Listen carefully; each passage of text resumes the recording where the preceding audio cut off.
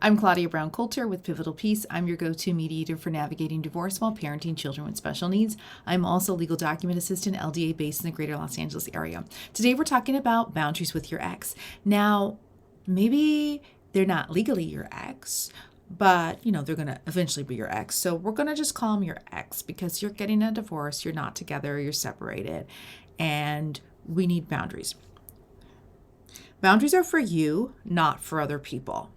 And you don't need to go tell people, I'm setting a boundary on you. Because, if you tell somebody they set a boundary, they're going to go see how far they can get. My sister likes to call those people habitual line steppers. That's a habitual line stepper. They habitually stepping on the line and stepping over the line. You tell somebody your boundaries, they're going to be like, try me. Do you have kids? Do you have kids? Then you already know what I'm talking about. You told them no, and they're like, are you sure?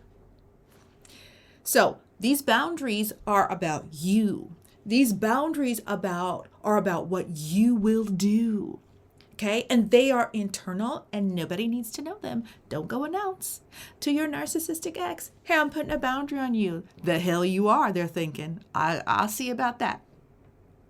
All right. So we need to get that up front. Boundaries are for you. Don't tell nobody about them. Okay. First thing. Figure out how you're going to communicate with your ex, your co-parent. Let me get this out here. If you do not share children, why do you need to keep communicating with them? If you don't share children or pets, why do you need to keep communicating with them? It is usually better to cut all financial ties, any sort of ties to this person, except if you have children or pets together. And then that should be the only connector. If you don't have those things, then there are no boundaries to set with your ex because they should not be in your life. Okay, so now you know who I'm really talking to. You have to have a relationship with this person. So how do you survive it? First thing, how are you going to communicate? Are you guys going to be texting? Are you going to be emailing? Are you going to be calling? Are you going to be speaking face to face? If this person is difficult, you don't want to be speaking face to face. You don't want to be speaking on the phone because that type of stuff is just going to create future conflict. You're going to get trapped in your words. You're going to get all heated up and frustrated.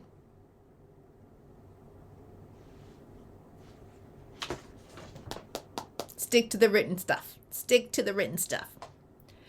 You may end up using an app.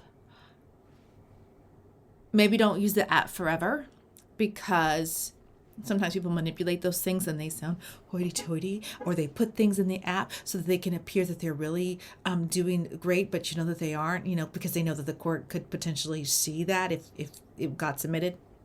So apps can be helpful, especially in the beginning, but you probably don't need to use them the rest of your child's life. All right, so figure out how you're going to communicate with them. If they are difficult, try to do as much in writing as possible. That way you have time to respond instead of just react. When you are communicating with this person, this is not about you. This is about your pet or your child. Keep the topic around them. Don't let them kind of manipulate and word salad you so that you're like, oh, wait. And then you end up giving up personal information about yourself. It needs to be directly related to your child. And them asking you who you are dating probably isn't directly related to your child if you're not introducing these people to your children. Not their business. You don't need to disclose that information. Okay, I feel like you caught that. You understand that. So when somebody's difficult, you want to think about going gray rock. It doesn't mean that you are no contact. You can't afford to be no contact. You have children together, but you give them no emotion. You are as interesting as a gray rock. That's it. That's it. Here is the information you need. Now, a gray rock doesn't jump up and attack you. A gray rock usually doesn't have sharp, pointy edges. So you don't need to go and be difficult and rude and unkind. You just need to be a little bit boring. Be nice, but be boring. You're not trying to attract them back anyway. Okay? Gray rock. You want to stick to your parenting plan. If you come to me for mediation, you are going to find that I am going to ask you and encourage you to have a detailed plan. Because the couples who don't want to talk about it and they agree to agree end up disagreeing after the divorce, and they create more problems for themselves because they didn't want to have a difficult conversation right now because everything in their lives is difficult. I know everything in your life is difficult. I totally get that. And you just want to get through this divorce.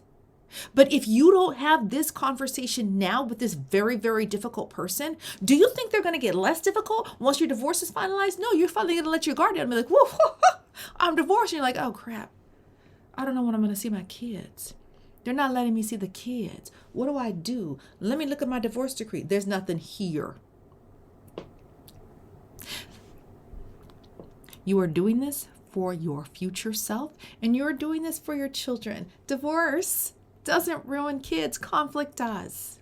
So use this time to mediate, to have conversations, to have a detailed parenting plan. What happens on a typical day? A typical day is a typical school day, a typical week, Sunday through Saturday. What does our typical week look like? Okay. Well, what about vacations? What does this family typically do for vacations? Do we typically go to vacation in the winter, in the summer, over spring break? How long is that? Do we visit family? What does that look like? Who gets to choose the vacations first? Who gets first dibs on that? And then you want to think about holidays. What holidays are important to you? Oh my God, it is November 13th. Thanksgiving is coming up. Christmas is coming up. Hanukkah is coming up. These important holidays are coming up. They are stressful AF. And you think that because it's a good, happy, cheery time that your difficult ex is going to be like, yeah, sure, no problem.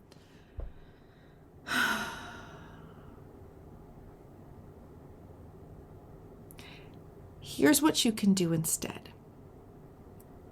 Create a holiday plan.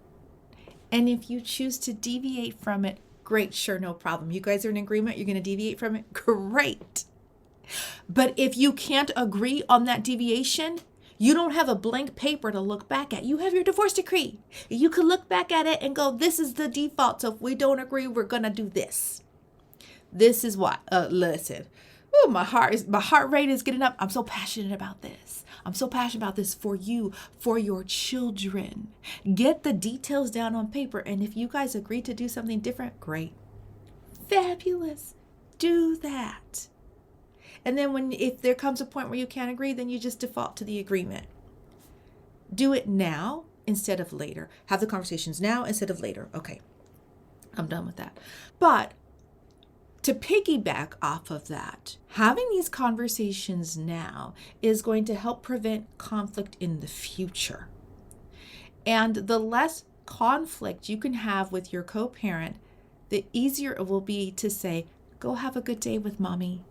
Go have a good day with daddy. Oh, you had fun? You're back? Oh, I'm so glad. Tell me about it. Oh, how wonderful. What a wonderful dad you have. What a wonderful mom you have. Because you don't have the internal, like, oh, that's not in you right now. I mean, it might be buried deep inside, but that conflict is not at the top. It's not at the surface because you're not currently struggling with that person because you figured that out already in mediation with me. So that is one of the ways you can protect your child from any extra drama and conflict by settling things now so that you can actually see the best in their parent. They're not all bad. You're not all bad, right? There's something really special about you and you attracted them. And so that must mean there's something special about them, even if they changed, because they created this special, wonderful child or children that you share together. So remember, you can find something good and focus on that. There might be a whole bunch of bad. Focus on that good and magnify it. And then in your divorce decree, how are you sharing additional cost? Who's paying for health coverage?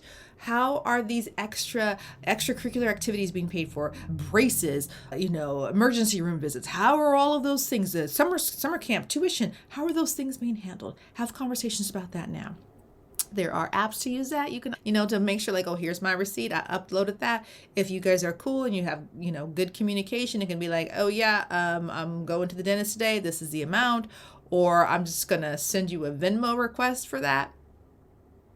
Just make sure that you have conversations now of how you're going to request money back, so it's not a surprise. People get really funny about money. And I need you to also not get funny around money. The more you hold on to things, people can feel that energy and they're going to resist you. This is the amount you owe. Okay.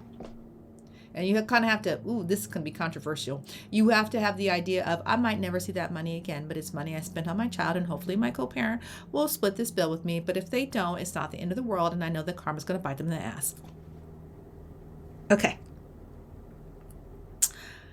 Figure out where you're going to exchange your child. Some people want the kid to be returned to the house, but it gets hard to see your ex all of the time. It is really hard. Remember COVID? Where you couldn't exchange during school because there was no school? That's hard. So if you can exchange in a neutral location, if the exchange can happen at school, that's going to be easier on you. It might be a little challenging for your children at first, but you are important too. So if having the exchange happen at school is better for your mental and emotional health, if it is better for your relationship with your co-parent, then that might be what needs to happen, right? Because the world doesn't revolve around your kids. You're important too, right? So you deserve to have a little less conflict, a little less anxiety in your life. And if not seeing your ex does that for you, then that's what you need to do. And that goes into the point of really self-care, caring for yourself, taking breaks, stepping back. When you have a boundary and they cross it, you have to figure out what are your steps. How do you remove yourself? How do you remove yourself? If they continue to talk to you like that in person, then you're going to just have written communication. You can say that, or you can just say write an email. In response to our last conversation, here are my answers, blah, blah, blah, blah, blah. And just, if they call, don't pick up. Send them to voicemail or send a little text. Oh, I'm so sorry. They don't know. I'm so sorry. I'm in a meeting right now. I'm so sorry. Or please excuse me. I can't pick up the phone right now. Please text me. Please email me. I will communicate with you when I have a chance. This is where, though, in the very beginning, if you start using a parenting app, communication app, it'll really help, because then it's not going to be a surprise that you don't want to pick up the phone. In the beginning, phone calls really are great for emergencies. I'm going to the hospital because our child is having a massive asthma attack. Meet me there. There's no time for an email. They broke their arm. There's no time for an email. Pick up the phone and call. As years go on, it gets better. If you continue to have issues, listen, people fight about kids and money. So if you're having conversations with your ex and you can't agree on these things, this is where you call in a neutral third party, a mediator, me, who can help you have these conversations. And you know what? I'm not on your side. I'm not on their side. If I'm on anyone's side, I have two sides I'm on. And it's the same side. I'm on the side of getting you divorced so that you can have a solid agreement. And I'm on the side of your kids. How can I help these kids have parents who don't fight so that they can have a happy childhood? It is possible. People do it every day, and you don't have to be the exception. You can have a great divorce and have a good relationship with your co-parent. It might not happen overnight, but it can happen, and your kids can grow up healthy and strong.